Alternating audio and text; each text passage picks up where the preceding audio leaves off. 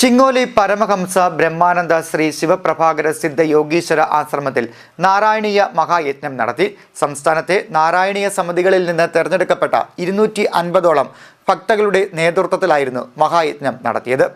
ചിങ്ങോലി പരമഹംസ ബ്രഹ്മാനന്ദ ശ്രീ ശിവപ്രഭാകര സിദ്ധ യോഗീശ്വര ആശ്രമത്തിൽ കേരളത്തിലെ വിവിധ നാരായണീയ സമിതികളിൽ നിന്നും തെരഞ്ഞെടുക്കപ്പെട്ട 250ഓളം ഭക്തകളുടെ നേതൃത്വത്തിൽ നാരായണീയ മഹായജ്ഞം നടത്തി.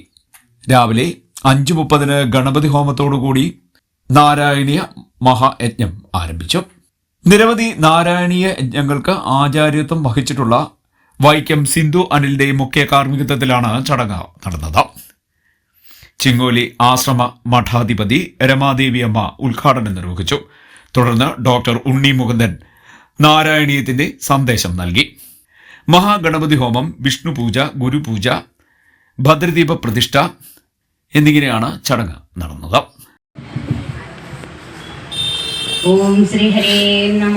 ശ്രീ ഗുരുവായൂരപ്പ ശരണം. ശ്രീ മേൽപ്പത്തൂർ നാരായണ ഭട്ടതിരിപ്പാടിന്റെ ശ്രീമന്നാരായണീയമാണ് ഇന്ന്, സമ്പൂർണ്ണ നാരായണീയമാണ് ഇന്ന് നമ്മളിവിടെ സമർപ്പിക്കുന്നത്.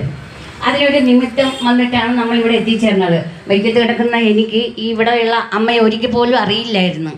അപ്പം ഞങ്ങൾ യദൃശ്യ കയറുമെന്തോ എല്ലാവരും യദൃശ്യ ഞങ്ങൾ സംസാരിക്കാനിടയായി ഒരിക്കൽ അമ്മയായിട്ട് സംസാരിക്കുകയാണ്. അപ്പം അമ്മ തന്നെയല്ലേ ഗുരുവായൂരപ്പൻ തന്നെയാണ്, അതായത് ഇവിടുത്തെ പ്രഭാകര സിദ്ധയോഗി തന്നെ ഒരു അവസരം തന്നാണ് നമ്മളെല്ലാവരെയും ഇവിടെ എത്തിച്ചിരിക്കുന്നത്.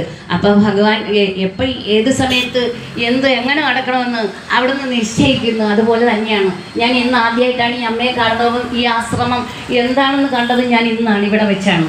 പക്ഷേ അതിനൊക്കെ ഒരു നിമിത്തമായി വന്നെന്ന് മാത്രമേ ഉള്ളൂ. നമ്മളൊക്കെ വെറും ഭഗവാന്റെ മുന്നിൽ ഒരു പാവകൾ മാത്രം. വന്നവരെല്ലാവരും ഭക്ഷണം കഴിച്ചിട്ട്. CDNet news, Kayamkulam.